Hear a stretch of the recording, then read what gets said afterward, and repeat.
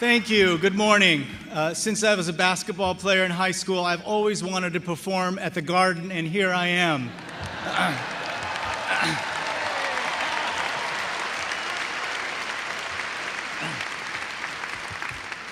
President Joseph E. Yong, distinguished faculty, members and administrators, members of the class of 2013, ladies and gentlemen.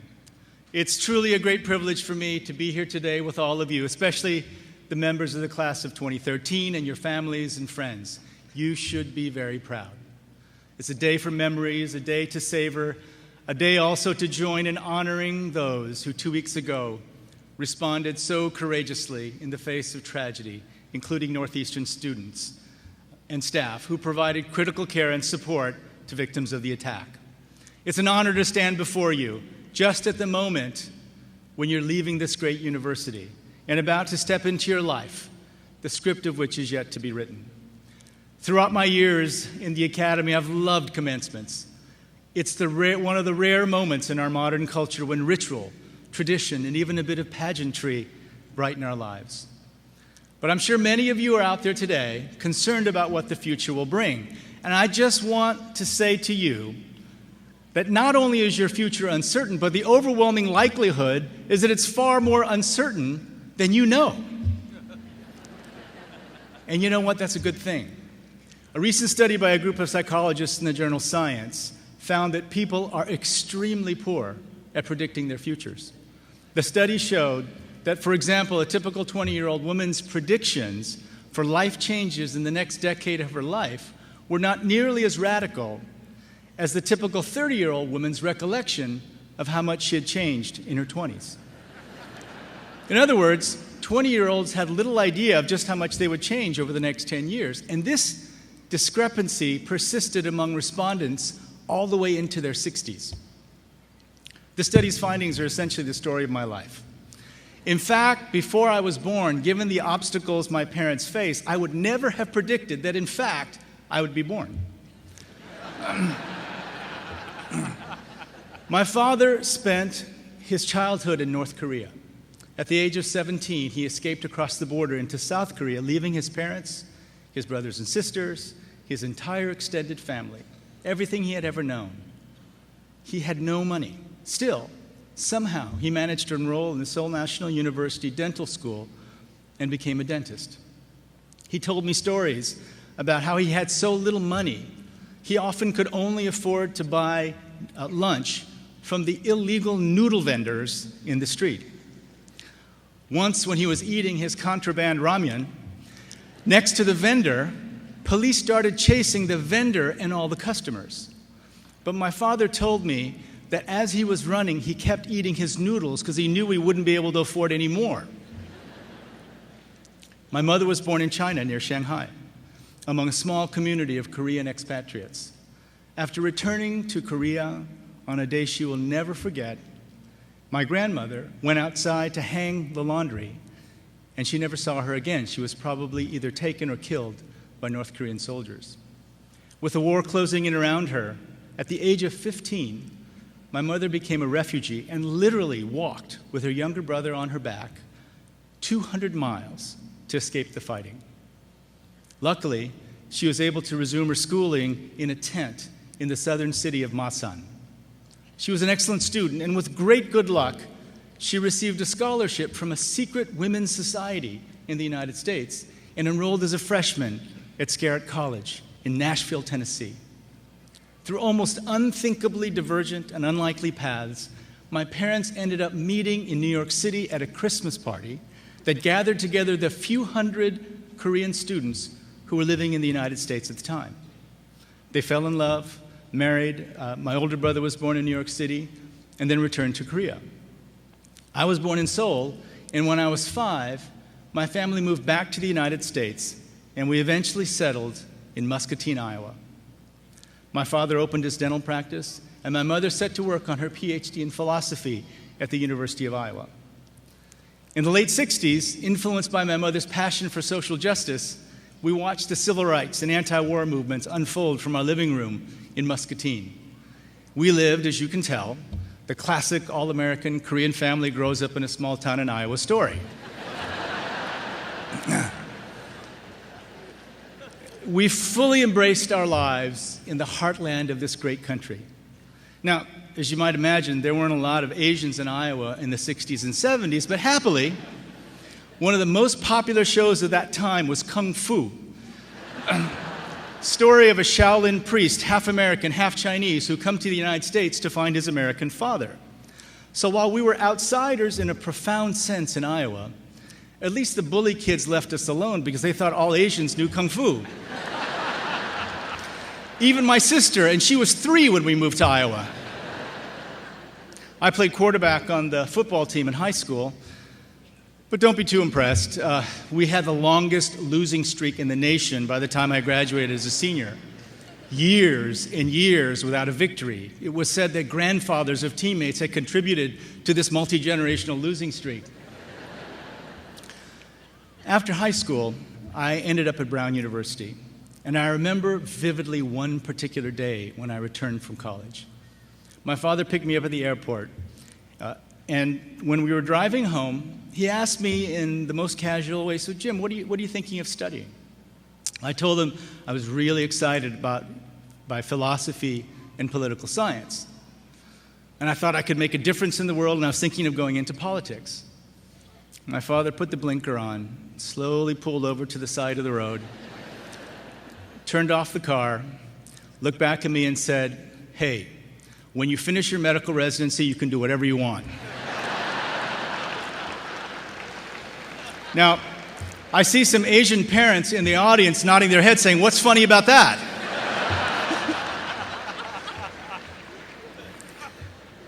But you see, my father knew all about uncertainty. He knew that it's impossible to be sure about where you might end up in life.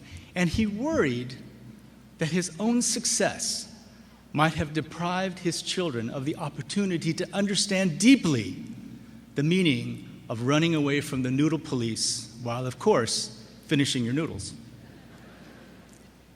He wanted me to have a skill, and he wanted me to butt my head up against the joy, but also the hard reality of finishing medical school, finishing residency, and caring for patients in life or death situations. I'm so grateful to my father. So far, I've told you that life is uncertain, but you already knew that.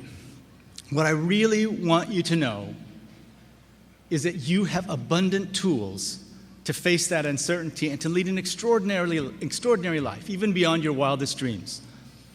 Roy Baumeister is a psychologist who's devoted his career to studying the qualities in human beings that lead to what he calls positive outcomes. In this fascinating field, researchers have found that 2 traits are most consistently associated with success: intelligence and willpower. In Baumeister's book entitled Willpower, we learn that efforts to permanently increase intelligence have failed, but people can, in fact, improve their willpower. Baumeister and his colleagues have shown that taking certain actions to improve willpower is the surest way to a more successful life. Moreover, they've shown that willpower is like a muscle that can be built with practice, but also, if you don't actively exercise your willpower, your capacity to do so will atrophy, just like your stomach muscles if you stop doing sit-ups. They've even learned that because willpower is associated with a certain part of your brain, maintaining glucose levels in your blood to feed that part of your brain is critical for sustaining your willpower. Looked at from another angle, a group of researchers has shown that more than talent, practice is what determines mastery over any given skill or ability. Malcolm Gladwell, in his book Outliers, popularized an important body of work that showed that the path to mastery requires 10,000 hours of practice. Books with titles like Talent is Overrated have been published to make the point. Now, I want you to know that there's really good news here, especially for Northeastern graduates. By graduating today, you've shown the entire world that you have more than enough IQ points to achieve anything you want. Willpower, discipline, and focus, the essential qualities for success that everyone needs, are in your hands to develop and build. As Baumeister shows in his book, you can indeed go to the willpower gym and come out mentally buff, ready to take on the world. Now, about the 10,000 hours it takes to achieve mastery, because you've studied here at Northeastern, you've got a head start. My own estimate is that through your cooperative education, in which you've received both classroom knowledge and practical knowledge, you all deserve at least a couple thousand hours discount off the standard 10,000. Good for you, and congratulations. But in addition to thinking about uncertainty and willpower, there's one more thing I want you to will yourself to remember today. I want you to think about how you can use time effectively and for good in this complex world.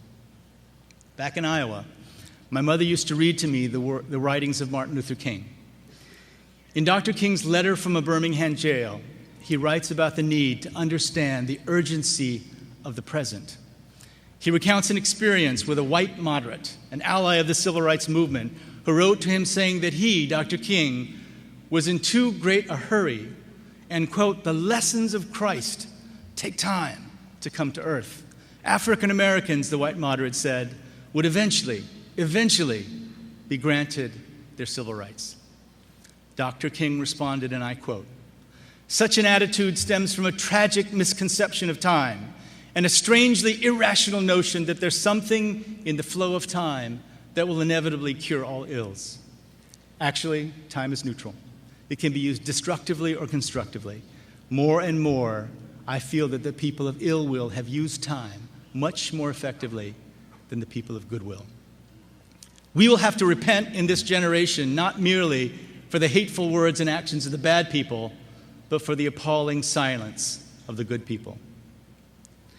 You know, for myself, with all the willpower I can muster, I try to bring the sense of urgency in Dr. King's words to my work today. I do this with an understanding that I still have no idea of what the future may bring.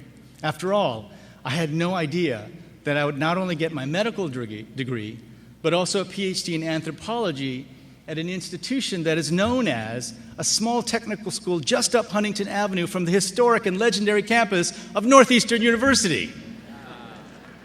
I had no idea that I would help found an organization, Partners in Health, with my colleague Paul Farmer and others, and work in 10 countries. I had no idea that my experience at Partners in Health would lead me to take charge of the World Health Organization HIV/AIDS initiative, where we try to get 3 million people on treatment by 2005. And with only minimal academic experience, academic administrative experience, I was given the enormous honor of becoming president of Dartmouth College. And finally, completely out of the blue, President Obama last year asked me to stand as a candidate to lead the World Bank Group.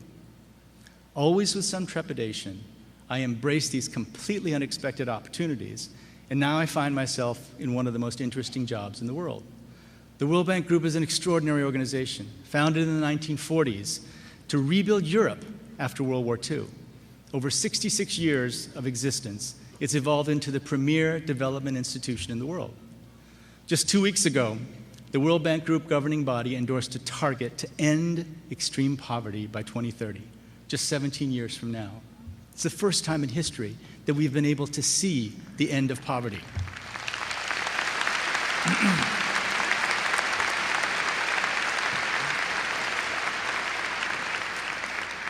Our governors, who are made up of the ministers of finance and development of 188 member countries, also endorsed a goal to boost shared prosperity so that the bottom 40% of income earners in our member states can share in economic growth. Our governors also emphasized that prosperity must be shared with future generations, which means that we'll be leaders in tackling climate change, because we know that climate change has the potential to wipe out many of the development gains of the past decades and plunge people back into poverty. By setting such bold targets for our organization and setting an expiration date for extreme poverty, our governors have given us the gift of focus and urgency. We'll now use time to drive forward what we hope will be a signal achievement in human history. In closing, my challenge to you is this: set bold goals, deliberately and consciously build your willpower, and use your time well. You are so fortunate. Northeastern's co-op program and emphasis on experiential learning make this one of the most innovative educational models in the world today. With co-op options now in more than 90 countries and all types of organization, this university has given you unexcelled preparation for global citizenship. As countries around the world, including the United States, search for ways to overhaul higher education. They're looking to Northeastern's example. Through your hard work in these past 4 years, you've acquired something exceptional. The foundations for critical and self-critical thinking, joined to the practical skills to solve tough problems in the real world. These are extraordinary qualifications. They give you power and responsibility. Like my father on the streets of Seoul, though in a different way, you face a world of uncertainty. Don't fear that uncertainty. Embrace it. Use it. Uncertainty means that nothing is predetermined. Uncertainty means that the future is yours to shape with the force of your will, the force of your intellect, and the force of your compassion. Uncertainty is freedom. Take that freedom and run with it. And please don't forget to eat some noodles along the way. Thank you very much.